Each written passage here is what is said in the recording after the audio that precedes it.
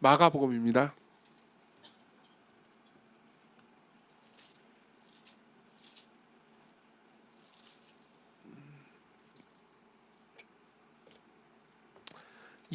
마가복음 2장 23절부터 3장 6절 말씀, 마가복음 2장 23절부터 3장 6절 말씀 제가 여러분들을 위해서 읽어드리도록 하겠습니다. 하나님의 말씀을 들으십시오. 안식일에 예수께서 밀밭 사이로 지나가실새 그의 제자들이 길을 열며 이삭을 자르니 바리새인들이 예수께 말하되 보시오, 저들이 어찌하여 안식일에 하지 못할 일을 하나이까? 예수께서 이르시되 다윗이 자기와 및 함께한 자들이 먹을 것이 없어 시장한 때에 한 일을 잊지 못하였느냐? 그가 아비아달 대제사장 때에 하나님의 전에 들어가서 제사장 외에는 먹어서는 안 될 진설병을 먹고 함께한 자들에게도 주지 아니하였느냐? 또 이르시되 안식일이 사람을 위하여 있는 것이요 사람이 안식일을 위하여 있는 것이 아니니 이러므로 인자는 안식일에도 주일이니라. 예수께서 다시 회당에 들어가시니 한쪽 손 마른 사람이 거기 있는지라. 사람들이 예수를 고발하려 하여 안식일에 그 사람을 고치시는가 주시하고 있거늘 예수께서 손 마른 사람에게 이르되 한가운데 일어서라 하시고 그들에게 이르시되 안식일에 선을 행하는 것과 악을 행하는 것, 생명을 구하는 것과 죽이는 것, 그 어느 것이 옳으냐 하시니 그들이 잠잠하거늘 그들의 마음에 완악함을 탄식하사 노하심으로 그들을 둘러보시고 그 사람에게 이르시되 네 손을 내밀라 하시니 내밀매 그 손이 회복되었더라. 바리새인들이 나가서 곧 헤롯과 함께 어떻게 하여 예수를 죽일까 의논하더라. 아멘. 여러분, 오늘은 주일입니다. 그리고 주일은 구약시대 때의 안식일을 이어받은 날입니다. 구약시대 성경에 보면 이제 특히 10계명에 나와 있죠. 4계명이 안식일을 기억하여 거룩히 지키라라는 말씀입니다. 그리고 이 안식일은 토요일입니다. 일요일 아니에요. 예. 근데 이 토요일은 옛 안식일입니다. 그리스도께서 오시기 이전에요. 예수께서 십자가에 못 박혀 죽으시고 부활하신 날이 주일이거든요. 부활하신 날이 안식 후 첫날입니다. 그래서 우리는요, 그분의 부활과 함께 구약 성경에서 안식일이 말해주고 있는 그 진정한 의미가 예수님의 죽음과 부활을 통해서 성취됐다고 믿습니다. 그래서 우리는 주일날 같이 모여서 지금 우리 함께 예배하고 있죠. 예배하고 또 성도들과 서로 교제하고 또 말씀을 듣고 교육을 받고 그런 일들을 하고 있습니다. 이게 우리의 안식이라고 생각하는 거죠. 하지만 어떤 분들은, 여기 계신 분들 중에서도 분명히 그런 분들이 있을 겁니다. 그러니까 이 주일날 함께 예배드리는 것, 기독교에서는 주일 성수라고 부릅니다. 이것을 무거운 짐과 고통처럼 여기는 분들도 분명히 있을 겁니다. 왜 일요일날 내가 하고 싶은 대로 하지 못하게 하고 와서 예배를 꼭 해야 되느냐라고 느끼시는 분들도 계실 수 있습니다. 그렇죠. 이 안식일은 무거운 짐처럼 여겨지기도 합니다. 하지만 이 중에서도 분명히 계실 겁니다. 저는 이런 분들도 많이 보았습니다. 그러니까 나는 일주일날 이 주일만 바라보면서 산다. 주일날 내가 하나님께 예배하고 성도들과 함께 교제하는 것이 내 삶의 쉼이다. 주일이 없으면 내가 어떻게 삶을 살아갈 수 있겠는가. 이런 분들도 많이 계십니다. 그리고 저도 그 중에 한 명입니다. 물론 저는 주일날 설교를 해야 되고 그러니까 일들이 있습니다. 그렇기 때문에 저한테는 주일이 그렇게 마냥 쉬운 날은 아닙니다. 하지만 주일이 없으면 저는 살 수 없을 겁니다. 예, 주일날 여러분들에게 전하는 복음을 제가 여러분들에게 전할 뿐만 아니라 저도 듣습니다. 그렇죠? 그리고 제가 여러분들을 만날 수 있습니다. 예, 그래서 저는 여기서, 그러니까 여기 시광교회가 내 집이니까요. 여기서 저는 안식을 얻습니다. 그래서 어떤 분들에게는 이것이 그러니까 소망이고요, 어떤 분들에게는 무거운 짐이죠. 실제로 유대인들은 이렇게 말한 적이 있습니다.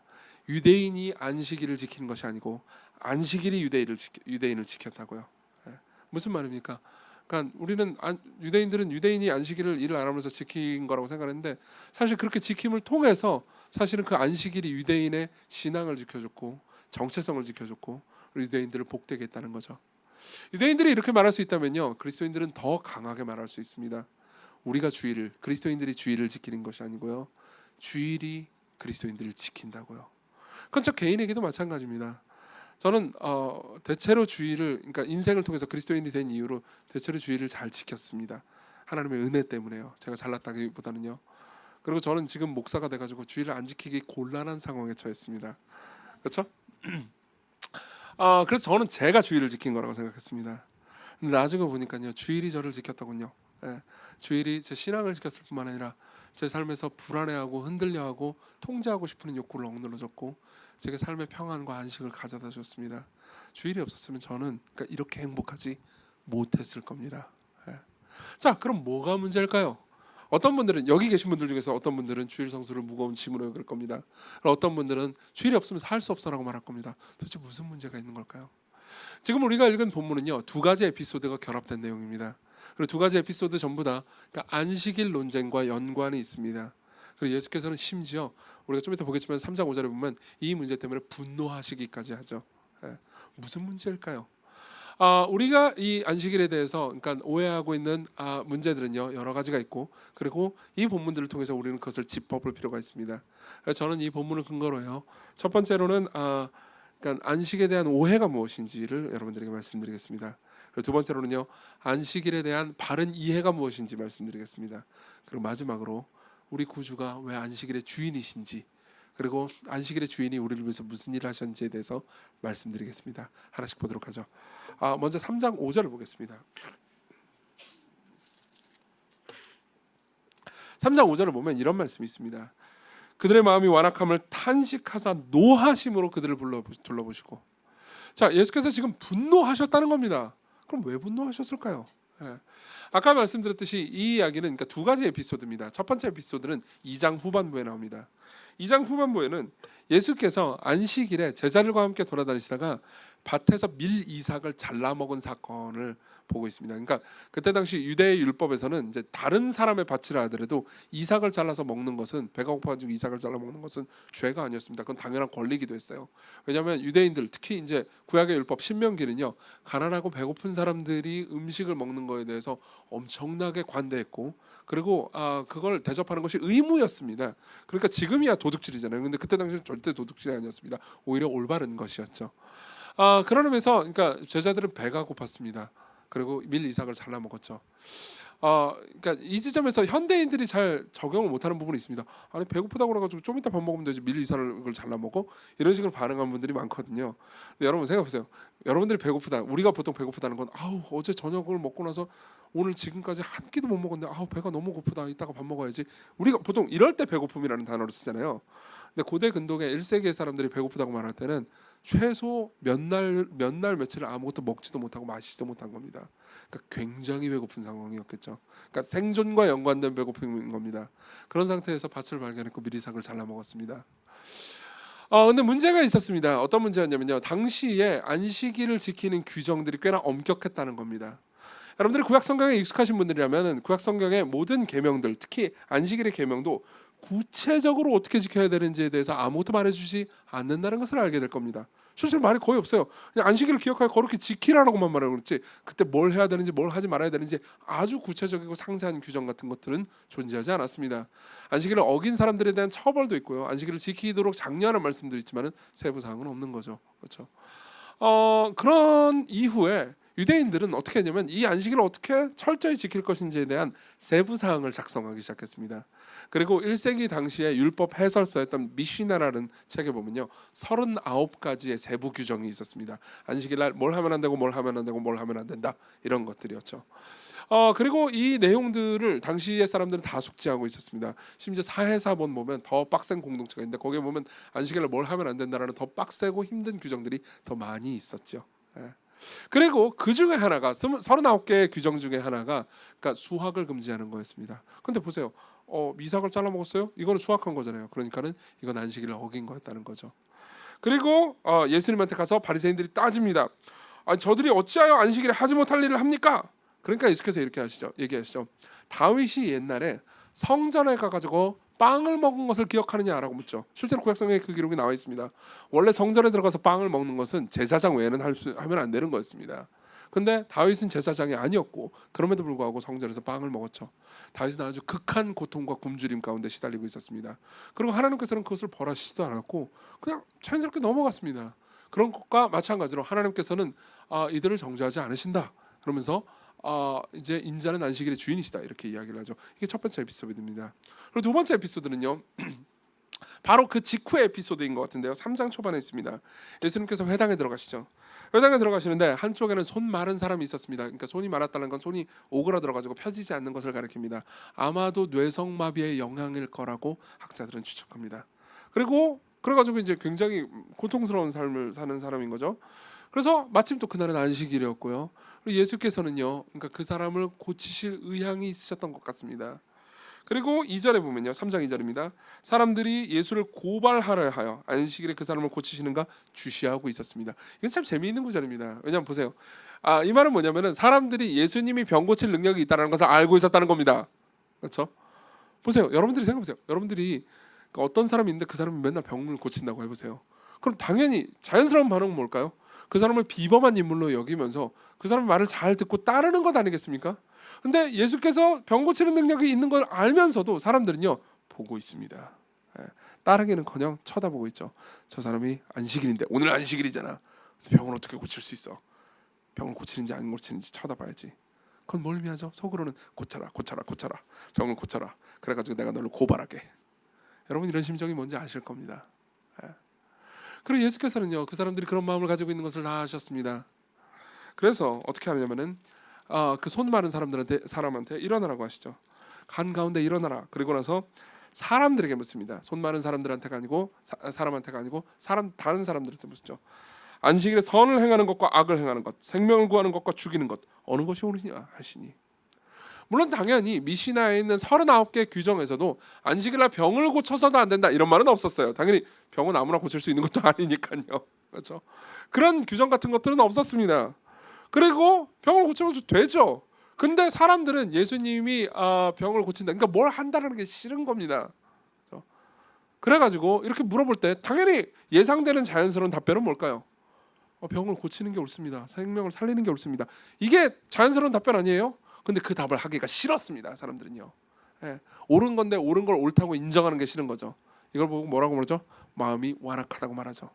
그래서 예수께서는 이렇게 말씀하십니다. 그들의 마음이 완악함을 탄식하사 노하심으로 그들을 둘러보시고 그리고 병을 고쳐주시죠.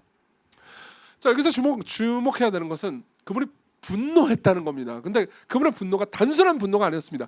탄식과 함께 나오는 분노였죠. 슬퍼하시는 분노였던 겁니다. 자, 그럼 우리가 여기서 물어야 되는 건 이겁니다. 왜 그분이 분노했을까요? 왜 그분이 그토록 슬퍼하시면서 분노했을까요? 이거는 안식일의 의미와 연관이 있습니다. 이걸 이해하기 위해서 우리는 27절을 읽어볼 필요가 있습니다. 27절을 같이 한번 읽어봤으면 좋겠습니다. 2장 27절입니다. 시작. 또 이르시되 안식일이 사람을 위하여 있는 것이요 사람이 안식일을 위하여 있는 것이 아니니. 자, 여기서 우리는요, 그러니까 단순히 안식일 규정뿐만 아니라 하나님께서 말씀하신 모든 율법의 의미를 이해할 수 있습니다. 보세요. 하나님께서 안식일을 주신 것은요, 사람들을 위해서, 사람들을 섬기기 위해서 좋게 하려고 주신 겁니다. 고대 근동에 안식일 규정이 있는 종교는 기독교밖에 없었습니다. 그러니까 하나님을 따르고 믿는 사람들밖에 없었어요. 안식일이 규정으로 있어야 할 이유가 뭘까요? 생각해보세요. 우리는 모두 쉬고 싶어합니다. 그렇죠? 힘들게 일하는 걸 싫어합니다. 그러면은 그냥 쉬라고 말할 필요도 없지 않나요? 그걸 왜 계명으로까지 주죠? 이런 생각을 하시는 분들이 분명히 있을 겁니다. 맞죠? 하지만 이건 계명으로 꼭 필요합니다. 왜 그렇습니까? 당시의 사회의 권력자들이나 힘센 사람들은요, 보통 자기는 아무 때나 원할 대로 쉬지만 저기 밑에 있는 사람들은 늘 쉬기를 원치 않을 거 아니에요. 그렇죠? 그러니까 이런 규정과 계명이 있으면은 권력자들한테 항상 불리한 법입니다. 그렇죠? 그리고 힘없고 약한 사람들에게 유리한 법이죠. 그렇죠? 사실 그래서 우리나라에도 근로기준법 이런 것들이 있는 거 아닙니까? 이걸 안 지키면 안 되잖아요. 이 법은 대체로 근로자들에게 유리하게 돼 있고, 그리고 사용자들이 함부로 근로자를 대하지 못하도록 만들고 있습니다. 그렇죠? 사계명도 마찬가지입니다. 하나님께서 안식일을 기억하여 거룩히 지키라고 할 때 그들의 복지, 특히 가난하고 약한 사람들, 힘없는 사람들의 복지를 위해서 그들이 일주일에 하루라도 편안하게 쉬면서 하나님을 묵상하고 그리고 기도하고 예배하면서 하나님과 더불어서 삶의 안식을 누리게 하기 위해서 원래 안식일이 주어진 거라는 거죠. 근데 그들이 그걸 망쳐버린 겁니다. 어떻게 망쳤습니까? 그러니까 안식일을 내가 어떻게 하면 잘 지킬까 해가지고 뭐도 해야 되고 이런 것들을 만들 뿐만 아니라 뭘 하면 안 되고 뭘 하면 안 되고 이거 너무 많이 만들어 놓은 거예요. 너무 심하게 만들어 놨습니다. 그래서 보세요. 여러분들이 쉰다고 할 때 아무것도 안 하고 가만히 있는 게 쉬는 겁니까? 그렇지는 않잖아요. 근데 이 모든 규정들을 너무 많이 만들어놔가지고 아무것도 안 하고 가만히 있는 일을 해야 하는 날로 만들어버린 겁니다. 이해하십니까? 편안하게 쉬는 날이요. 아무것도 하면 안 되는 일을 하는 날로 만든 겁니다. 그렇죠? 이게 안식일의 타락이었어요. 핵심은 이겁니다. 안식일에 뭘 했다 안 했다의 문제가 아닙니다. 그러니까 안식일을 원래 주신 하나님의, 원래 기획하신 하나님의 의도 있잖아요. 사람들을 사랑해서 이 법을 주셨는데 이 법을 주신 하나님의 의도를 왜곡한 게 문제였던 거죠. 그죠? 하나님을 인간을 아무것도 못하게 만들면서 괴롭히는 어노잉한 신으로 만들어 놓은 겁니다. 이게 예수께서 분노하셨던 거죠. 이해가 잘 안 된다면은 이해될 수 있게 예화를 하나 들어드리겠습니다. 우리 교회는 탁구대가 몇 개 있습니다. 하나 부러져가지고 지금 또 새로 하나 사야 되는데 사겠습니다. 대회를 한번 열어야 다시 탁구 붐이 일려나 싶은데. 그리고 시간교회는 10년 넘는 동안 탁구대가 없었습니다. 원래 없었어요. 근데 이제 그 첫 번째 탁구대를 제가 샀습니다. 제 돈으로 주고 샀어요. 내 거야. 제가 만약 시간교회에서 잘리면 그거 가지고 갈 겁니다. 보세요. 근데 샀을 때 처음에는 이게 이제 놀려고 사는 거잖아요. 근데 놀려고 사는데 이제 집사님들한테 돈 내놔 그러기가 좀 그런 거예요. 그래가지고 이거 좀 놀려고 사는 건데 약간 그렇지 않나 그래가지고 이제 그 중고를 싸게 구했어요. 싸게 구해가지고 이렇게 딱 갖다 놨습니다. 자 보세요. 제가 탁구대를 창설했죠. 탁구대를 갖다 놨잖아요. 그렇죠. 저는 탁구대를 만들지 못했고 갖다 놓은 사람입니다. 사서 보세요. 의도는 뭘까요? 간단하죠. 놀아라. 그죠? 행복하게 놀거라. 이거잖아요. 탁구대 가지고 탁구도 치고, 전 탁구도 못 치는데 갖다 놨단 말이에요. 탁구도 치고 놀고, 탁구 치다가 좀 잠깐 쉴 때 대화도 좀 하고, 그리고 서로 좀 알아가면서 그때 좀 눈도 좀 맞고, 그렇죠. 이거 눈도 좀 맞고, 그리고 피자도 같이 먹고, 그리고 또 배고프니까 어디 가서 커피도 한 잔 마시고, 뭐 그러면서 교제하고 놀라고 만든 거잖아요. 근데 탁구를 그렇게 치면서 놀다 보니까는 규정이 필요하지 않을 수가 없죠. 그렇죠? 한 사람이 너무 독점하면 곤란하잖아요. 그리고 탁구대를 함부로 두면 곤란하잖아요. 막 이거 오랫동안 쓰려면은 막 탁구대 올라가지고 뛰고 그러면 안 되잖아요. 그래서 규정이 필요해서 규정을 하나씩 만들었습니다. 근데 만들다 보니까는 그 규정에 규정이 붙고 규정에 규정이 붙고 규정이 붙어가지고 나중에는 아무도 탁구를 칠 수 없는 모양으로 누군가 만들어놨다고 합시다. 그렇죠? 제가 그 의도를 가지고 선한 의도를 가지고 여러분들 놀아라 그러면서 탁구대를 이렇게 해놨는데 예를 들면 절대 권력자 오광일 전도사님이 탁구대 규정 처음에는 좋은 걸로 시작했습니다. 소그룹 모임 때는 탁구를 치지 마시오. 좋죠? 그렇죠. 소그룹 모임 때 탁구 치면 안 되잖아요. 근데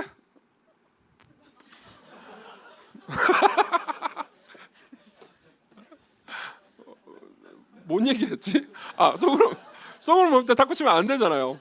그러니까 어떻게 했냐면은 이제 뭐 이렇게 좋은 규정들이었어요. 처음에는 좋은 규정들이었습니다. 근데 규정에 규정을 붙고 하여튼 결국은 못 치게 됐어요. 그래서 탁구대에 거미줄이 쳐 있습니다. 그럼 제가 어떤 생각이 들까요? 탄식하면서 분노하겠죠. 무슨 말인지 이해되십니까? 네. 하나님께서 자기 백성들을 사랑해서 안식일을 주셨습니다.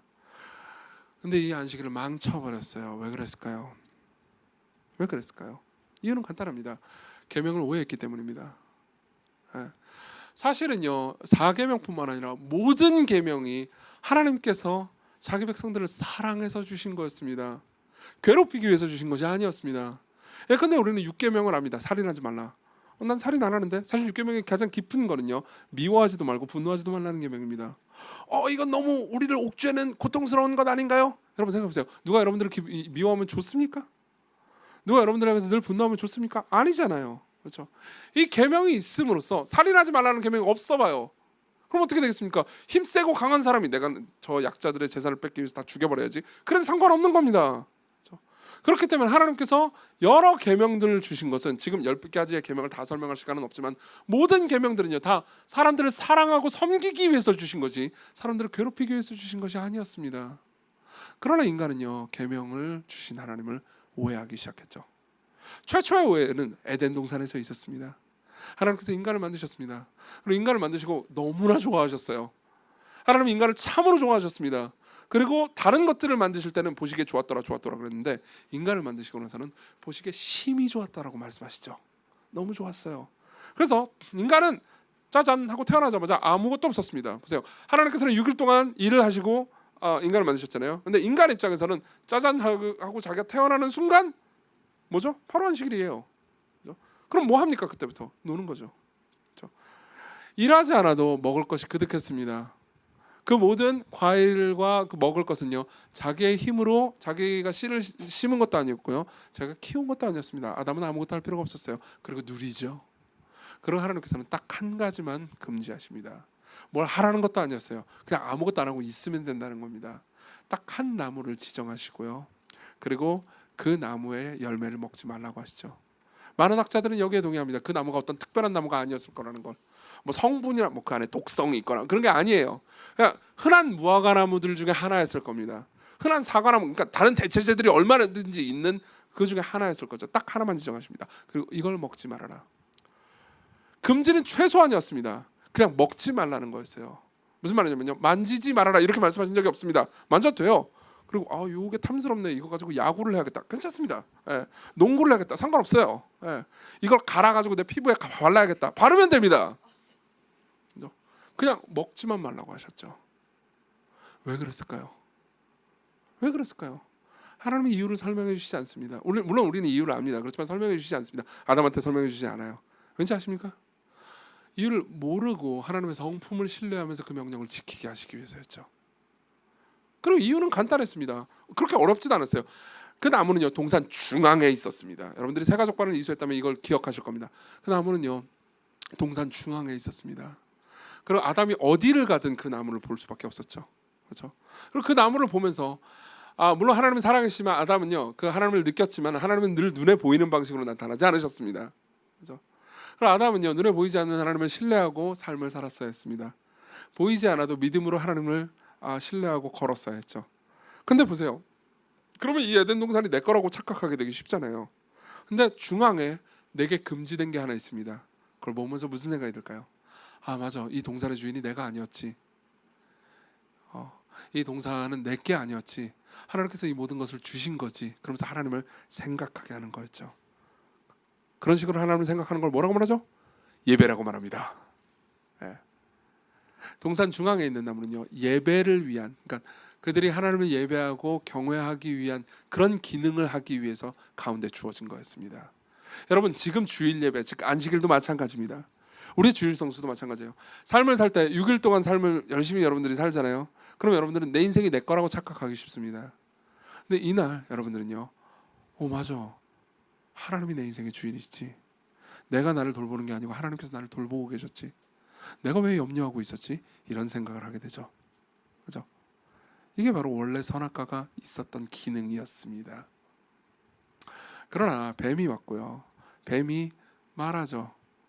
동산 모든 나무의 열매를 먹지 말라고 그랬다며. 이때 뱀이 원했던 거는요, 선악과를 먹지 말라고 한 하나님의 의도를 왜곡하는 거였습니다. 하나님이 너희들 괴롭힌다며. 이거랑 똑같은 거였죠. 이때 당시 바리새인들도요, 그런 식으로 생각했습니다. 안식일을 기억하여 거룩히 지키라. 이걸 고통스러운 명령으로 생각했죠. 여러분, 어떤 명령이 지키기 싫은데 고통스럽잖아요. 근데 지켜야 되잖아요. 그럼 여러분은 어떻게 하는지 아십니까? 세부 사항을 만듭니다. 세부 사항을 만들어요. 다 아닐 것 같잖아요. 설명해 드리죠. 자, 이 예화는 어떤 분에 관한 예화인데, 이 분은 이렇게 저한테 물어보거나 대답한 사람들이 너무 많기 때문에 여기 앉아 계신 분들 중에서는 내 얘기하나? 이렇게 생각하시는 분들이 계실 수 있습니다. 여러분들 얘기 아니에요. 그러나 찔리면 여러분들 얘기지 몇 별 수 있겠습니까? 그러니까 핵심은 저격 설교가 아니라는 겁니다. 근데 사실 생각해보면 저격 설교 되게 좋은 거 아닙니까? 이 수많은 회중 중에 나만을 위해서 설교를 해주는 거잖아요. 저 설교자가 고마운 거 아니 진짜 넘어갑시다. 보세요. 이제 제가 목회를 하면요, 사람들을 봅니다. 사람들 한 명 한 명을 전 사랑하니까요, 어쨌든 봅니다. 그러면서 그러니까 주일날 예배를 잘 하지 않고, 그리고 이제 복음을 듣는 일에 헌신하지 않고, 그러면은 이제 저는 되게 안타깝죠, 그렇죠? 그리고 주일날 온전히 주일을 잘 지켰으면 좋겠습니다, 여러분들 모두가요. 그래가지고 그렇지 않은 사람이 있으면 이제 제가 만나서 이야기를 하려고 합니다. 만나서 이야기를 해요. 그러면서 이제 하나님에 대해서, 그리고 복음에 대해서, 그리고 우리가 어떻게 살아야 되는지 말해주려고 합니다. 그럼 항상 반문을 하는 경우가 있습니다. 이렇게 하는 거죠. 그래요. 그러면 내가 주일 성수를 제대로 안 하고 있다는 거잖아요. 그렇지. 잘하고 있다고 말할 수는 없잖아요.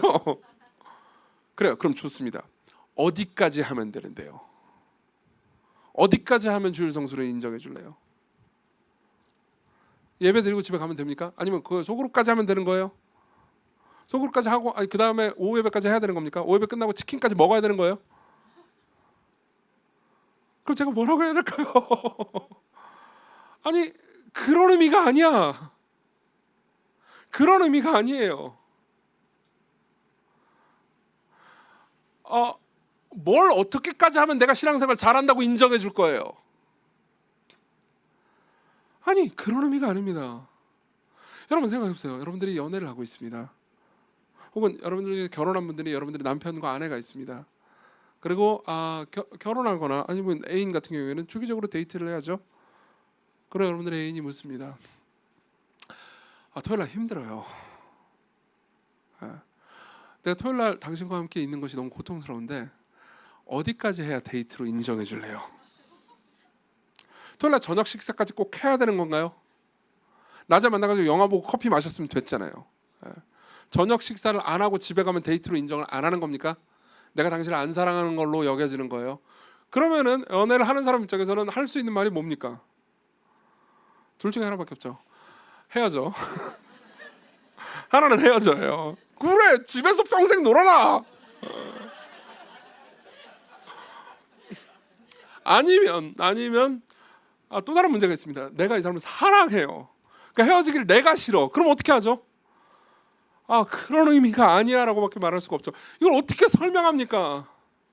이미 이 모든 것들을 의무로 여긴다라는 사실 자체가 무언가 삐딱한 건데요. 무언가 문제가 생긴 건데요. 지금 예수님이 처한 현실이 어떤 것인지 여러분들이 보이십니까? 그분이 왜 그냥 분노하시는 것이 아니고 탄식하면서 분노하셨는지 보이십니까? 예수님은 안식일의 창조자십니다. 그리고 그들을 사랑해서 안식일을 주셨습니다. 근데 사람들이 안식일을 다 망쳐버렸어요. 세부사항을 막 둡니다. 그러면서 생각하는 거죠. 내가 요만큼 내가 안식일 이 정도가 아니요 이렇게 빡세게 지켰습니다. 그러니까 나는 당연히 안식일을 잘 지킨 거죠. 난 좋은 신앙인이에요. 나는 당연히 천국에 가야 되고 나는 저놈들보다 더 우월한 사람입니다. 라고 말하면 이걸 어떻게 받아들여야 하는 겁니까? 예수님 입장에선. 재밌는 게 뭔지 아십니까? 6절을 봅시다. 3장 6절입니다.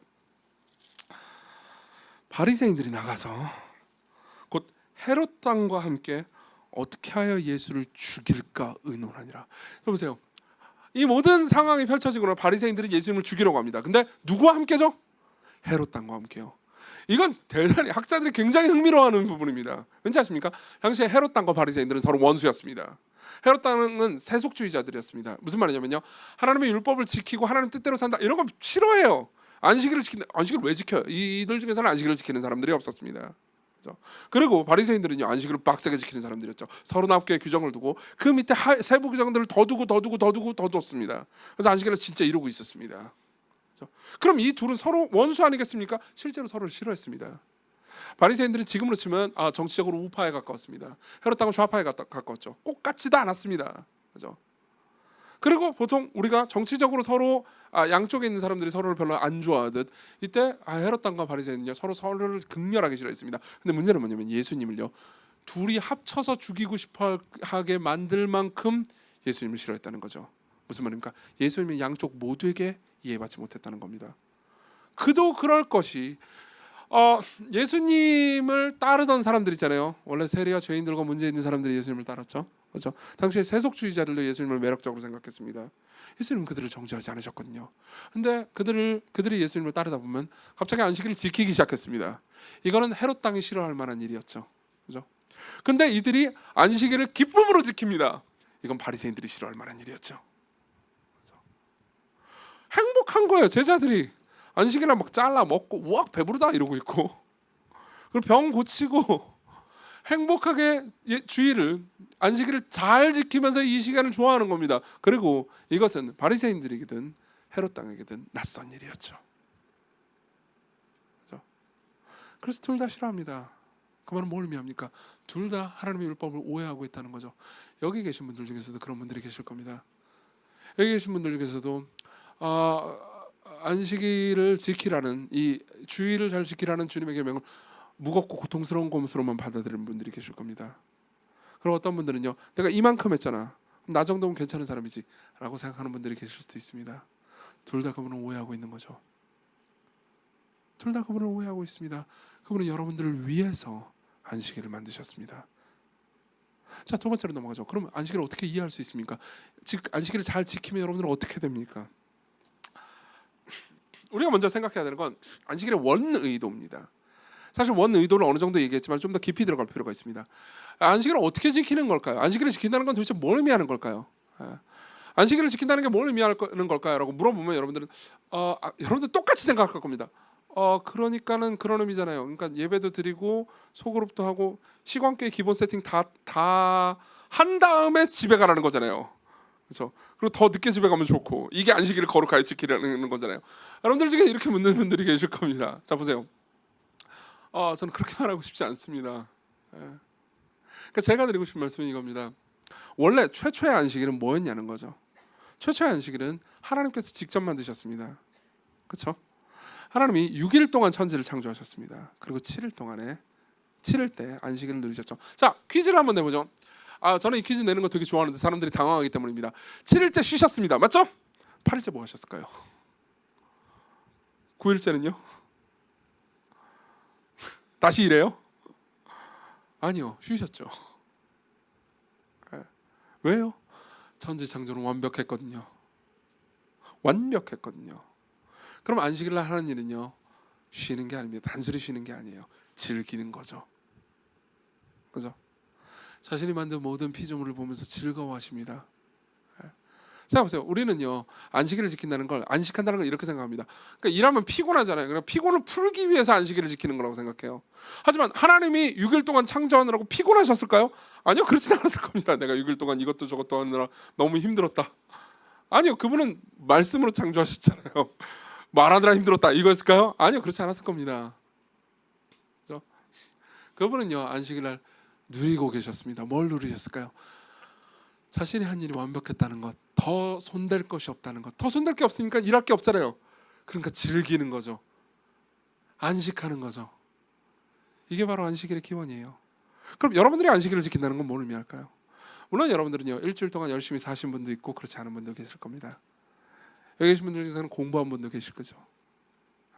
일부도 그런데요, 여기 계신 분들 중에서도 어떤 시험을 준비하는 분들이 계실 겁니다. 여러분, 시험 준비하시는 분들 들어보세요. 일주일 동안, 지난 한 주 동안 여러분 공부 잘 하셨나요? 지난 한 주 동안에 공부가 만족스러웠나요? 아닐 겁니다. 부족했어, 뭔가 문제가 있었어, 그때 쉬지 말았어야 되는데. 그렇죠? 그러면 여러분들 지금 괜찮나요? 지금 마음 어떠세요? 아마 쉬지 못하는 분도 계실걸요. 지난 일주일간의 공부가 부족했어. 직장 다니시는 분들도 마찬가지입니다. 지난 한 주 동안 어떻게 사셨습니까? 여러분들의 퍼포먼스가 괜찮았나요? 여러분들은 승진할 만큼 충분히 성과를 내셨습니까? 아니면 구직 중인 분들은 어떠셨습니까? 구직 중인 분들은 여러분들이 이력서와 자소서를 잘 쓰셨나요? 사업을 운영하시는 분들은 일주일 동안 회사가 성장할 수 있도록 열심히 일하셨습니까? 충분하다고 느끼십니까? 자녀를 양육하시는 분들은 어떤가요? 일주일 동안 자녀하고 관계가 더 악화되지 않았습니까? 여러분들은 일주일 동안 무언가 노력했습니다. 그렇죠? 그럼 항상 여러분들은 이 마음에 시달립니다. 이게 충분하지 않아, 완전치 않아, 괜찮지 않아. 그죠? 뭔가 모자라, 나는 쉴 수 없어. 그리고 안식일로 들어옵니다. 주일이요. 그때 여러분들은요, 하나님께서 여러분들의 삶을 돌보신다는 말을 듣습니다. 여러분들의 인생의 완성은 여러분들의 힘으로 하는 것이 아니고 하나님께서 여러분들의 인생의 완성을 해주신다는 것을 듣습니다. 자녀가 엇나갈까 염려하는 부모들에게는, 아니, 네가 그 자녀의 진정한 부모가 아니다, 내가 부모다 라는 말씀을 듣습니다. 열심히 일했는데 충분히 인정만큼 받을 만큼 일하지 못했다라는 느낌이 드는 사람들은요, 그분이 내가 인정해 주마, 내가 너와 함께한다 라는 말씀을 듣습니다. 바꿔서 말해볼까요? 그분이 여러분들을 인정해 주신다고 합니다. 그분이 여러분들을 사랑하신다고 합니다. 그때 여러분들은 어떻게 되죠? 쉬게 됩니다. 여러분들은 왜 자꾸 인정받으려고 할까요? 사실 여러분들이 인정받고자 하는 욕구에는요, 가장 높은 존재의 궁극적 인정을 받고자 하는 욕구가 숨어 있습니다. 나는 신을 믿지 않는데요. 그런 분들도 계실 겁니다. 그러나 여러분들은 생각해 보세요. 무언가 누구에게 인정받으면 더 인정받고 싶습니다. 그렇죠? 제가 아는 어떤 친구가 있습니다. 로스쿨에 들어갔습니다. 로스쿨에 들어간 것만 해도 굉장한 겁니다. 근데 들어가고 나서 또 인정을 받아야 됩니다. 거기서 어느 정도 성적이 되지 못하면 판사나 검사가 될 수 없습니다. 그래서 또 열심히 일했습니다. 그래서 드디어 검사로 임명이 됐습니다. 그리고 그 조직에서 인정받기 위해서 또 노력합니다. 어느 정도 인정을 받았습니다. 승진합니다. 그럼 또 인정받기 위해서 또 노력합니다. 또 노력합니다. 그리고 최고의 자리에 올라도 그런 인정받는 것을 만족하지 못할 겁니다. 왜요? 사실 우리는요, 최고로 궁극적인 존재, 즉 신에게 인정받지 못한 소외감을 너나 할 것 없이 다 가지고 있습니다. 여러분들이 신자든 신자가 아니든 마찬가지입니다. 그리고 그 인정을요, 하나님이 아닌 다른 곳에서 찾는 거죠. 그럼 여러분들은 계속해서 쉴 수가 없습니다. 그럼 어떻게 되는지 아십니까? 여러분들은 일을 할 때요, 이면의 일을 하게 됩니다. 이면의 일이요. 어떤 건지 아십니까? 공부를 합니다. 그럼 그냥 공부를 하면 되잖아요. 시험에 합격하기 위해서 공부해야지. 계속해서 염려합니다. 마음으로. 떨어지면 어떻게 하지? 내가 지금 몇 년을 했는데 떨어지면 어떻게 하지? 나 그 다음에 취직할 수 있을까? 난 망하지 않을까? 난 힘들지 않을까? 그럼 어떻게 하죠? 여러분들은 공부를 할 뿐만 아니라 공부 뒤에 염려하고 고통스러워하는 일을 합니다. 보세요. 일을 하나만 하는 게 아니고 두 개를 하는 거예요. 그럼 일을 더 못하죠? 안 그래요? 그냥 공부만 하는 사람과 공부하면서 염려하는 일을 하는 사람과 누가 더 잘하겠습니까? 그리고 주일날 교회에 옵니다. 그러면 설교를 듣습니다. 그리고 설교를 듣는 과정 중에서도 여러분들은 머릿속으로 일을 합니다. 오씨, 나 공부를 충분히 못했는데, 혹은 내가 회사에서 끝까지 해내지 못한 일이 있는데 어떻게 하지? 나 이러다 망하는 거 아니야? 설교가 교회에 들어오지 않습니다. 여러분들은 무슨 일을 하고 있는 거죠? 여러분들은 안식일날 말씀을 듣는 것과 동시에 다른 일을 합니다. 여러분들의 뇌는 쉬지를 못합니다. 이브 예배 때는 부부가 그렇게 많지는 않지만 여기 계신 분들 중에서도 부부가 좀 계실 겁니다.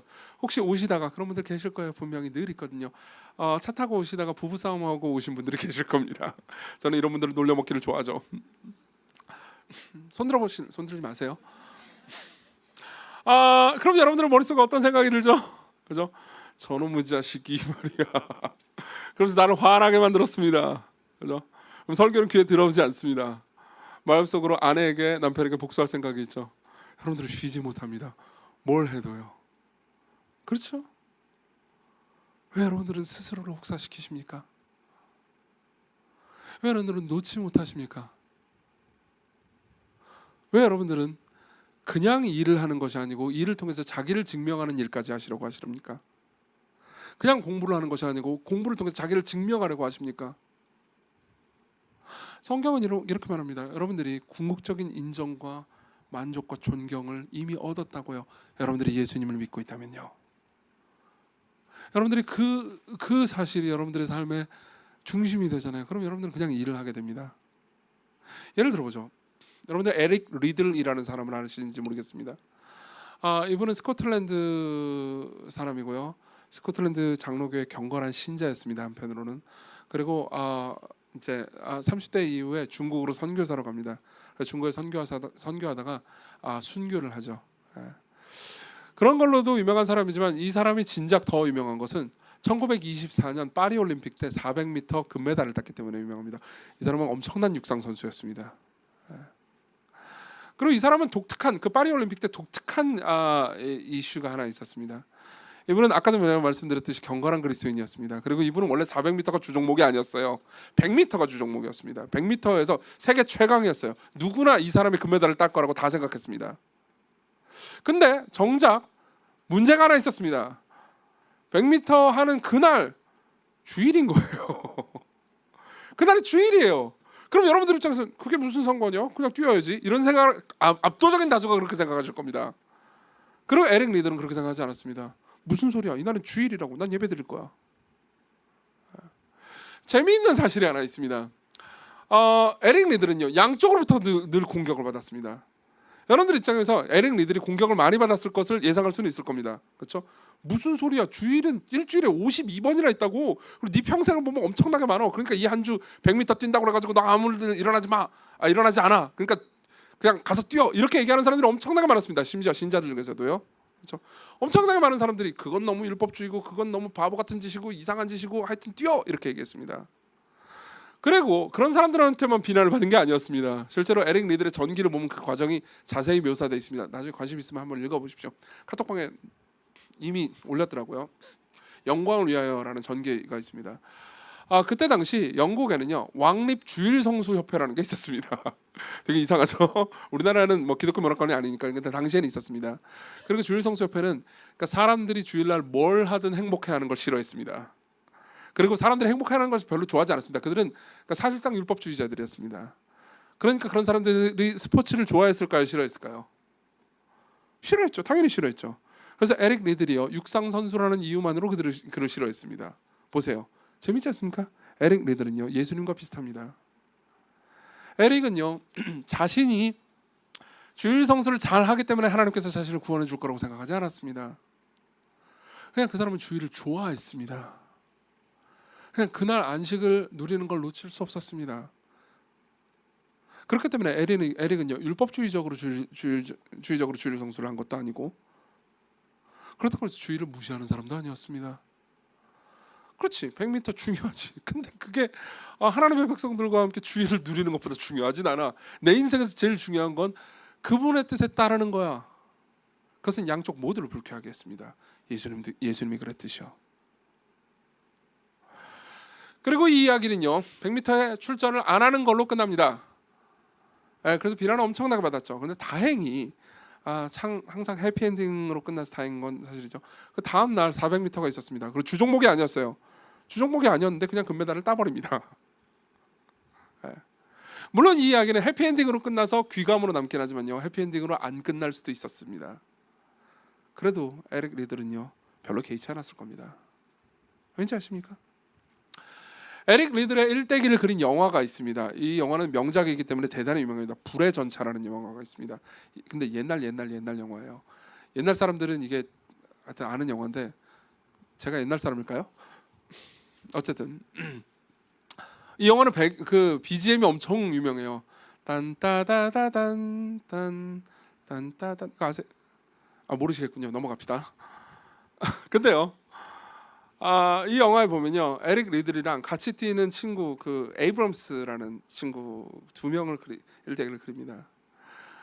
근데요 에릭 리들은요 에이브럼스는요 그 사람 100m에 나갔어요. 100m에 나가서 금메달을 땄습니다. 근데 이 친구는요 그러니까 늘 두려워합니다. 영화 내에서 웃는 장면이 한 번도 보이지 않아요. 왠지 아십니까? 자기의 가치를요 100m 달리기를 통해서 자신의 금메달을 따야만 입증되기 때문이거든요. 이 사람은 늘 불행합니다. 영화 내에서 계속 불행하고 고통스럽게 나옵니다. 에이브럼스는 이렇게 말합니다.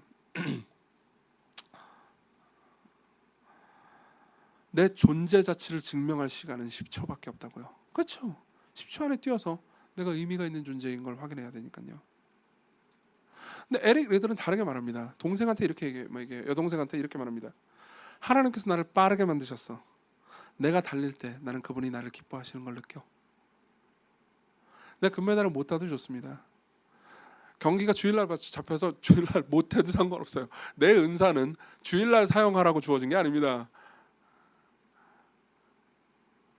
이게 에릭 리들의 생각이었어요. 내가 달리기를 잘하든 못하든 그분은 나를 사랑하십니다. 나에게 빠른 것을 은사를 주신 분은 그분입니다. 나는 그분을 사랑해요. 그분이 또한 나를 사랑하십니다. 그렇기 때문에 나는 더 이상 그분 앞에 나를 증명하거나 입증할 필요가 없습니다. 사람들 앞에 나를 입증할 필요도 없습니다. 나는 이미 영원히 입증받고 사랑받고 있기 때문이죠. 그래서 어떻게 합니까? 달릴 때 기뻐합니다. 달릴 수 없을 때 그냥 만족합니다. 왜 이 사람이 이런 생각을 가졌을까요? 지속적으로 그가 안식일을 소중히 여겼기 때문입니다. 그가 안식일이 소중히 여기면서 안식일의 주일에 선포되는 복음을 들으면서 즉 하나님께서 에릭을 사랑하고 조건 없이 받으시고 긍휼히 여기셨다라는 이야기를 지속적으로 듣고 그 소식으로 복음으로 인해서 자신의 마음이 형성됐기 때문에 그는 삶이 더 이상 삶이 고통스럽긴 하지만요. 삶이 더 이상 그의 멱살을 붙잡고 괴롭히고 있지 않습니다. 그리고 자유롭습니다. 무슨 말인지 이해하십니까? 왜 그가 그렇게 자유로웠을까요? 그러니까 복음을 들었기 때문입니다. 에이브럼스는 쉴 때도 제대로 쉬지 못했습니다. 쉴 때도 내가 이렇게 쉬었다가 내가 나중에 우승을 못하면 어떻게 하지? 쉴 때도 내가 이렇게 남들 쉬지 않을 때 내가 일해야 되는 거 아닌가? 이런 생각을 합니다. 그렇지만요, 에릭 리들은요, 뛸 때도 쉬는 느낌이죠. 여러분, 이러한 정체성을 가지면, 즉 안식일이 여러분들의 삶과 생각을 형성하게 되잖아요. 그럼 여러분들은 어떻게 되는지 아십니까? 여러분들은 그냥 할 수 있는 만큼 최선을 다합니다. 게으르게 된다는 게 아니에요. 그냥 할 수 있는 만큼을 합니다. 그리고 나머지를 주께 맡깁니다. 여러분들은 말하죠. 내 삶의 주인은 내가 아니야. 하나님이 내 주인이야. 그분이 선하신 분이라고. 나를 돌보셔. 그분이 나한테 안식일을 주셨어. 이날 내가 실컷 논다고 해서 내 삶이 망가지거나 무너지거나 박살날 리 없어. 이게 확장됩니다. 여러분들은 자유로워집니다. 여러분들은 해내지 못한 것 때문에 전전긍긍하지 않습니다. 여러분들은 떨어지면 슬퍼하지만 슬퍼하는 것 때문에 절망까지 하진 않습니다. 그래서 삶을 담담히 받아들입니다. 그리고 할 수 있는 만큼 하죠. 그리고 주께서 내 삶을 인도해 주시는 것을 신뢰하죠. 여러분들은 어떻게 하시죠? 안식하는 겁니다. 자, 보세요. 저는 설교하는 사람입니다. 맞죠? 물론 설교도 하고 목양도 하고 다양한 것들을 하긴 하지만 주된 일은 설교죠. 하나님께서 저를 강단에서 말하게 만드셨습니다. 저는 잘할 때도 있고 못할 때도 있습니다. 일부 예배 설교는 약간 길었고, 여러분들 긴장하고 계시나요? 그리고 사람들이 저를 길면 좀 싫어합니다. 그리고 저도 싫어요. 저도 빨리 말하고 싶습니다. 말 속도는 이미 빠르긴 하지만, 그렇죠? 저도 아주 간명하고 선명하게 복음을 잘 전달하고 싶습니다. 저도 설교를 잘 못할 때가 많아요. 정말이에요. 그리고 저도 좌절할 때가 있습니다. 그렇지만 그분이 저를 기뻐하십니다. 제가 잘하기 때문에 기뻐하는 게 아닙니다. 여러분들은 제가 잘할 때만 기뻐할지도 모릅니다. 여러분들은 그분이 저를 사랑하는 만큼 사랑하지는 않습니다. 맞죠? 인정하실 수 있죠? 그렇죠? 그러나 그분은 저를 조건 없이 사랑하십니다. 그리고 그분은 여러분들도 조건 없이 사랑하십니다. 이 사실에 대한 확신이 여러분들에게 안식을 못 줄 거라고 생각하십니까? 주일날 저는 주로 바쁜 편입니다. 그렇기 때문에 저는 안식을 누릴 수도 있고 못 누릴 수도 있습니다. 근데 제가 누리는 안식은 안 바쁜 거는 아닌 것 같습니다. 저는 주일날 종종 조급해합니다. 저는 여러분들을 봅니다. 여러분들을 보면서 어떤 사람을 보면서 저 사람 좀 예수 잘 믿어야 되는데 왜 어떻게 해야 되지? 내가 설교를 못해가지고 이번 주 사람들의 삶이 망가지진 않을까? 조바심과 고통 가운데 괴로울 때가 많습니다. 근데 그때마다 생각하죠. 정규야, 그분이 만약에 말씀하시는 겁니다. 시간교회 주인이 너니? 아니다. 너는 그냥 내가 너한테 맡긴 일을 해라. 그리고 사람들에게 복음을 선포할 때 너도 그 복음을 들으렴. 사람들에게 하나님이 그들을 사랑하신다라고 말할 때 너도 내가 너를 사랑한다는 것을 들으렴. 그리고 그 안에서 안식해라. 목사면요, 교회의 어려운 점이나 문제점이나 갈등 같은 것들을 많이 알게 됩니다. 그럼 주일만 되면 그 모든 것들을 해결하고 싶어하는 욕망과 압박감에 시달리게 됩니다. 그러면서 계속 생각하죠. 나는 이걸 제대로 해결하지 못해. 나는 교회 행정을 잘하지도 못해. 설교도 그렇게 잘하지 못해. 나는 계속해서 교회 사람들을 힘들게 하는 것 같아. 그리고 그분이 말씀하십니다. 아니, 내가 책임진다고. 네가 주인이 아니고 내가 주인이다. 여러분들의 삶이 그분이 주인이시라는 것을 받아들이실 수 있겠습니까? 그럼 어떻게 됩니까? 여러분들은요, 자유로워집니다. 안식하는 거죠. 마지막으로 넘어갑니다. 그러면 그분이 이걸 위해서 무슨 일을 하셨습니까? 이 전체 본문에서 가장 중요한 말씀이 있습니다. 28절입니다. 같이 읽어보죠. 28절입니다. 같이 읽겠습니다. 시작.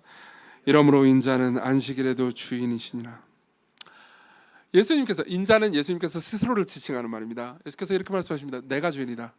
내가 안식일의 주인이다. 이게 무슨 의미일까요? 주인이라는 말이 무슨 말입니까? 봅시다. 이건 두 가지 의미가 있습니다. 첫 번째로는요, 안식일을 원래 만드신 분이 누구죠? 하나님입니다. 근데 예수께서 내가 안식일의 주인이다라고 말하는 건요, 내가 하나님이다라고 말하는 것과 똑같습니다. 즉 이 본문은요, 예수께서 자신의 신성을 주장하시는 내용입니다. 한편으로는 그래요. 근데 또 다른 한편으로는 이런 의미가 있습니다.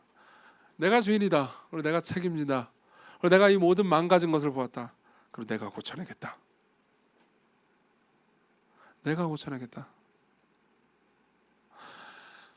예수님 입장에서 한번 생각을 해봅시다. 보세요. 예수님이 안식일을 만드셨죠. 성부와 성령 하나님과 함께 예수님이 온 우주를 만드셨습니다. 그리고 예수님이 쉬셨습니다. 안식일날 그 모든 것들을 보면서 즐거워하셨죠. 그리고 푹 쉬셨습니다. 기뻐하셨어요. 그러다가 자신이 만든 창조 세계가 죄로 인해서 망가지는 걸 보십니다. 그리고 슬퍼하시죠. 그분은 원래 천국에서요, 천사들과 삼위 하나님과 성도들과 함께 행복한 나날들을 누리고 계셨습니다. 그분은 안식 밖에 계시지 않았습니다. 그 위대한 분이 아주 가혹한 환경으로 오시죠. 성육신하십니다. 사람이 돼서 사람의 삶을 사십니다. 자 보세요. 그분이 안식일을 얼마나 좋아하셨을까요? 예수께서 이 땅에 사실 때 안식일을 그분이 얼마나 좋아하셨을까요? 그분의 직업은 목수셨습니다. 우리나라 말로 목수라고 번역되긴 했지만은 그리스어 테크노는요, 꼭 목수만 가리키는 것이 아니었습니다. 노동일을 하는 모든 사람들을 가리키는 거죠. 이런 방식의 언어를 쓰는 게 적절한지 제가 잘 모르겠지만 조심스럽게 말하자면요, 이 테크논이라는 단어를 가장 우리나라 어감에 맞게 번역하자면 노가다에 가까울 겁니다. 그분은 힘든 일을 하셨습니다. 매일같이 고통스러운 일을 하셨습니다. 육체적으로 떼약볕에서 괴로운 일들을 하셨습니다. 그리고 안식일이 돼요. 그럼 어떻죠? 기쁘죠. 쉴 수 있거든요.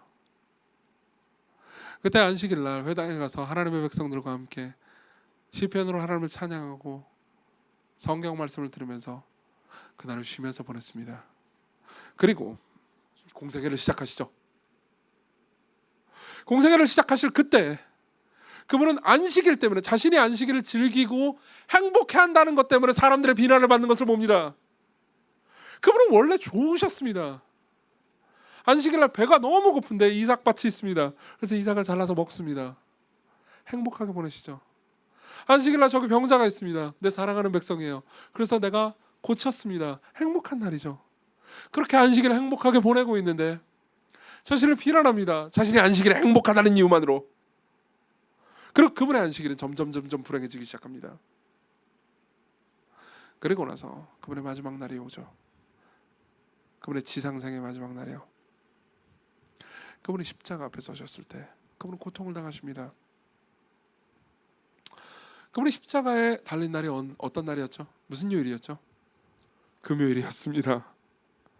그리고 그분이 부활한 날은요, 주일이었죠. 안식 후 첫날이요. 그럼 그 사이에 그분은 어디 계셨죠? 무덤에 계셨습니다. 무덤에 계셨습니다. 여러분, 사람이 죽어서 무덤에 가면 뭐라고 말하죠? 우리는 보통 rest in peace, 그러니까 평안 가운데 잠들다, 쉬다 이렇게 표현하잖아요. 그렇죠? 우리나라도 영면하소서 이렇게 표현하죠. 그렇죠? 보통 사람들은요, 죽으면 무덤에 갇히면 쉰다고 오해합니다. 아니요, 그렇지 않습니다. 예수께서는요, 무덤에 가셨습니다. 그분이 무덤에 가셨다는 게 뭘 의미하는지 아십니까? 그분은 무덤에서 쉬지 못하셨습니다. 왜냐하면 여전히 성부 하나님의 버림을 받은 상태였거든요. 여러분, 우리가 고백하는 사도신경에 보면 이런 말이 있습니다. 본디오 빌라도에게 고난을 받아 십자가에 못 박혀 죽으시고, 그죠? 그다음 장사한 지 사흘 만에 이런 표현이 나오잖아요. 근데 그 사이에 어떤 표현이 하나 더 있습니다. 원래 그리스어 원문에는 있는데 한국말로 번역할 때 이게 이상하다고 생각해가지고 한국 사람들이 뺀 표현이 있습니다. 지옥에 내려가셨다가. 그분이 십자가에 죽고 나서 지옥으로 내려가셨습니다. 그게 그분이 무덤에 있을 때 그분이 경험하신 거죠. 지옥이라는 구체적인 공간이었다는 의미가 아닙니다. 지옥의 본질은 성부 하나님께 버림받는 거였고요. 그분이 십자가에 달린 순간부터 부활하기 전까지 그분은요, 아버지의 사랑과 받아들여짐을 받지 못하셨습니다. 아버지의 인정을 받지 못하셨습니다. 그것이 그분에게는 죄악의 지옥이었죠. 왜 그분이 그 지옥을 경험하셨습니까? 여러분들이 하나님의 영원한 인정을 받기 위해서요. 여러분들이 하나님께서 여러분들을 사랑한다고 말씀하시게 하시기 위해서요. 원래 그분이 받아야 되는 내 사랑하는 아들이요, 너는 내 사랑하는 아들이요, 내 기뻐하는 자라 라는 말씀을요, 그분이 세례를 받을 때는 들으셨지만 성부 하나님께 무덤에 계실 때는 듣지 못하셨습니다. 무덤에 계실 때는 그분의 진노와 저주 아래 있었습니다. 그분은 무덤에서 쉬지 못하셨습니다. 그리고 여러분들이 이 땅에서 삶을 살다가 여러분들이 그리스도 안에 있다면요, 여러분들은 쉬게 됩니다. 성경에 보면 죽은 성도들을 다 뭐라고 말하는지 아십니까? 잠잔다고 말합니다. 그리고 낙원에서 쉰다고 말하죠. 여러분들이 지금 살아서나 혹은 죽은 이후에도 쉬도록 만들기 위해서 그분이 안식일 날 쉬지 못하셨습니다. 왜요? 그분이 무덤에 계시는 날은 안식일이었기 때문이죠. 부활하신 주일과 십자가에 달리신 금요일 사이는 그분이 그토록 좋아하던 그 안식일이었습니다. 그분이 만든 그 안식일이요, 그분은 안식일의 주인이십니다. 안식일에 대한 권리를 가지고 계십니다. 그리고 그분은 몫으로서 힘들게 일하시던 그 순간에도 안식일을 바라며 좋아하셨습니다. 안식일을 쉬셨죠. 그러나 그분의 십자가에 달린 그 다음날 안식일은 그분에게 있어서 최악의 고통이었습니다. 왜요? 우리에게 안식을 주시기 위해서요. 여러분, 주일은요, 그분의 죽으심으로 여러분들에게 선물해 준 안식입니다.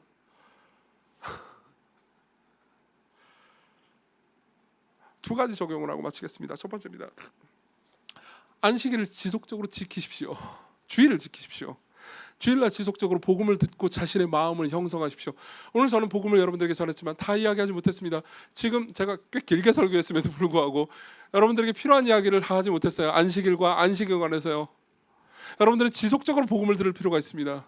여러분들이 에릭 리들이 느꼈던 그 기쁨, 자유, 하나님께서 나를 사랑하시기 때문에 나는 아무것도 증명할 필요가 없고 그냥 내가 내 삶에서 최선을 다하고 나머지를 주께서 돌보시기 때문에 나는 평안하다고 누리는 그 안식 있잖아요. 그 안식은요, 여러분들이 지속적으로 주일날 예배에 참석하고 복음을 들음으로써 그 마음이 형성됩니다. 여러분들은 안식 모드로 삶을 살아가게 돼요. 그러니까 안식일을 기억해서 거룩히 지키십시오. 두 번째입니다. 여러분들이 안식일을 기억해서 거룩히 지키는 분들도 있을 겁니다. 그때 제가 여러분들에게 드리고 싶은 말씀이 있습니다. 그 안식을 진정한 안식이 되도록 하십시오. 무슨 말입니까? 내려놓으십시오. 지금도 이 1시간 반의 예배 가운데서 여러분들 마음 가운데 꽉 붙잡고 있는 거 있을 수 있습니다. 여러분들 뭘 염려하십니까? 뭘 두려워하십니까? 여러분들은 여러분들의 미래를 두려워하십니까? 내려놓으십시오. 그분이 책임지십니다. 그분이 주인이십니다. 그분이 말씀하십니다. 내가 안식일의 주인이다. 내가 너희들 안식의 주인이다. 내가 너희들의 쉼을 책임지겠다. 너희들은 책임질 수 없다. 너희들이 열심히 노력한다고 해서 너희들이 쉴 수 있는 게 아니다. 내가 너희들을 위해서 노력해서 너희들을 쉬게 할 수 있다. 그리고 이미 나는 그렇게 노력했고 나는 내 안식을 뺏겼다. 그래서 너희들에게 안식을 주었다. 그러니까 내게로 오라. 내게 너희들의 염려와 근심 걱정을 다 맡겨라. 쉬고 싶지 않으십니까? 그리스도께로 오십시오. 기도합시다.